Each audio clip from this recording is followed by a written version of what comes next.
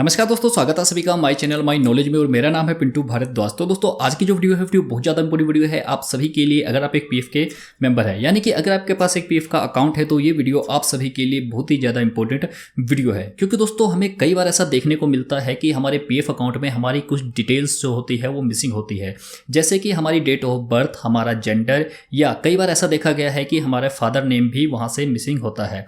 तो दोस्तों ऐसी सिचुएशन में हमें क्या करना चाहिए, आज की इस वीडियो में मैं आप सभी को यही बताने वाला हूँ।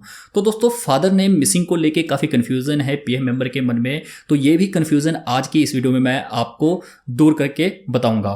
तो दोस्तों सारा कुछ मैं आपको डिटेल में बताने वाला हूं अपनी लैपटॉप की स्क्रीन पे जाके। तो चलिए हम अपनी लैपटॉप की स्क्रीन पे चलते हैं।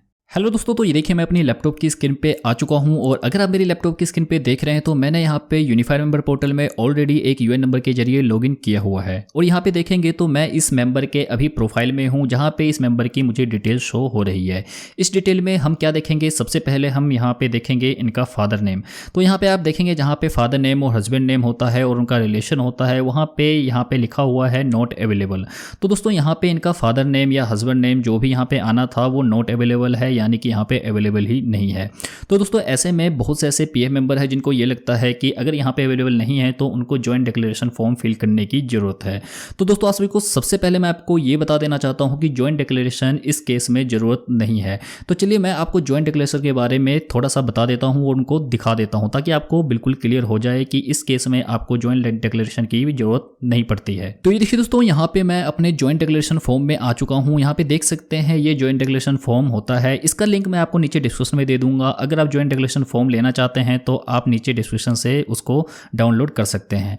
तो चलिए यहाँ पे अगर आप देखेंगे तो यहाँ पे जॉइंट डिक्लेरेशन में आपको यहाँ पे करेक्शन वाला एक आपको बॉक्स नजर आएगा, जिसमें आप यहाँ पे करेक्ट करा सकते हैं। अगर आप अपना नाम यहाँ पे करेक्ट कराना चाहते हैं, आप अपना फादर नेम या हस्बैंड नेम करेक्ट कराना चाहते हैं, पीएफ या ईपीएस का अकाउंट नंबर करेक्ट कराना चाहते हैं, डेट ऑफ बर्थ कराना चाहते हैं, डेट ऑफ ज्वाइनिंग या डेट ऑफ एग्जिट कराना चाहते हैं, तो इसके लिए आपको जॉइंट डिक्लेरेशन की जरूरत पड़ती है। इस जॉइंट डिक्लेरेशन को हम करेक्शन फॉर्म के नाम से भी जानते हैं, यानी कि अगर हमारे पीएफ अकाउंट में किसी भी तरह की कोई भी गलती है, कोई भी नाम मिस्टेक है, तो उसके लिए हमें जॉइंट डिक्लेरेशन की फॉर्म की जरूरत पड़ती है ताकि हम उसको करेक्ट करा सकें। तो ये करेक्शन फॉर्म है।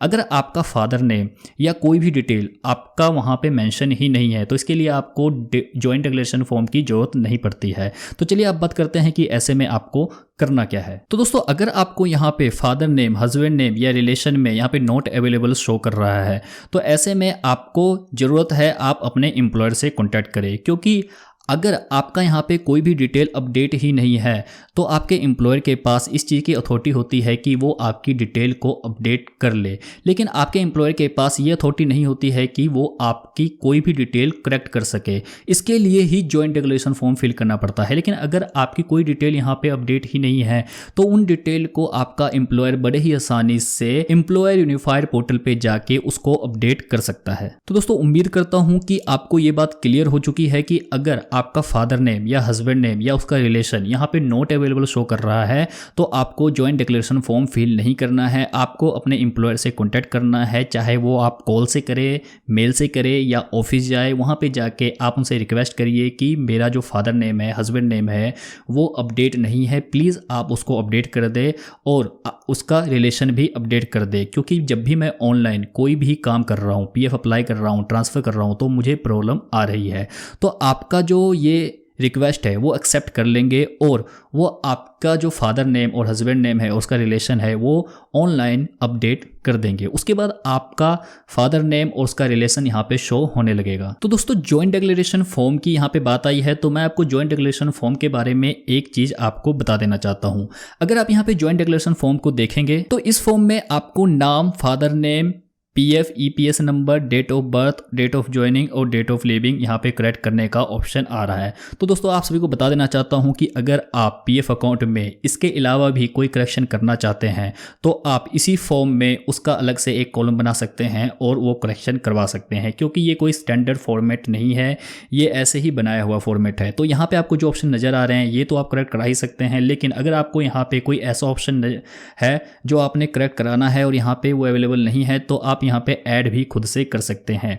और दूसरी बात यह है कि यहाँ पे आपको डेट ऑफ बर्थ और यहाँ पे नाम करेक्शन करने का भी आपको ऑप्शन आ रहा है, जबकि नाम और डेट ऑफ बर्थ का जो करेक्शन है आप ऑनलाइन भी कर सकते हैं। लेकिन अगर आप डेट ऑफ बर्थ और अपने नाम को ऑनलाइन करेक्ट कराना चाहते हैं तो इसके लिए बहुत ज़्यादा ज़रूरी है कि आपका जो आधार कार्ड है वो वेरीफाइड नहीं होना चाहिए। क्योंकि दोस्तों अगर आपका आधार कार्ड आपके यूनिफाइड मेंबर पोर्टल में यहाँ पे वेरीफाइड शो कर रहा है और आप अपने नाम और डेट ऑफ बर्थ को करेक्ट करने के लिए ये आगे जो आपको पेंसिल का बटन नजर आ रहा है इस पे आप क्लिक करते हैं तो आगे आपको ये एरर देखने को मिल सकता है कि Aadhaar is already verified, your detail are not editable. तो दोस्तों इस सिचुएशन में भी हमें जरूरत पड़ती है ज्वाइंट डिक्लेरेशन फॉर्म की। तो दोस्तों अगर आपका आधार कार्ड वेरीफाइड है और उसके बाद भी आप कोई डिटेल चेंज कराना चाहते हैं तो आप ज्वाइंट डिक्लेरेशन फॉर्म का यूज कर सकते हैं। और ज्वाइंट डिक्लेरेशन फॉर्म में एक कंफ्यूजन रहती है कि ज्वाइंट डिक्लेरेशन फॉर्म को फिल करने के बाद हमें सबमिट कहाँ कराना है।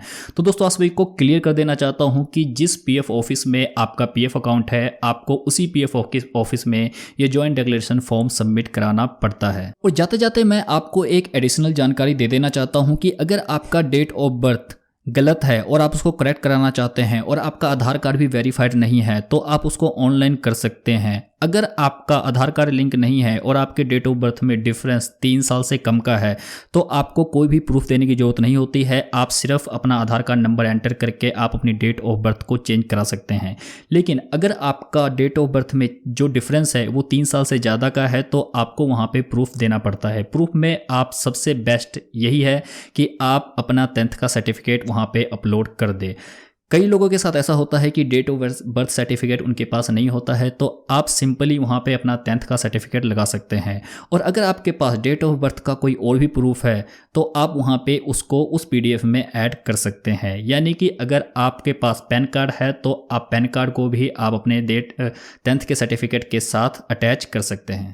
हेलो दोस्तों, तो उम्मीद करता हूं कि आज की इस वीडियो में जो भी इन्फॉर्मेशन मैंने आपको दी वो आपके लिए हेल्पफुल रही होगी। तो दोस्तों इस वीडियो में इतना ही था और अगर आपको ये वीडियो अच्छी लगी तो प्लीज़ वीडियो लाइक करिए और अपने फ्रेंड के साथ शेयर करिए और मेरे चैनल को सब्सक्राइब करना मत भूलिए। धन्यवाद दोस्तों, जय हिंद।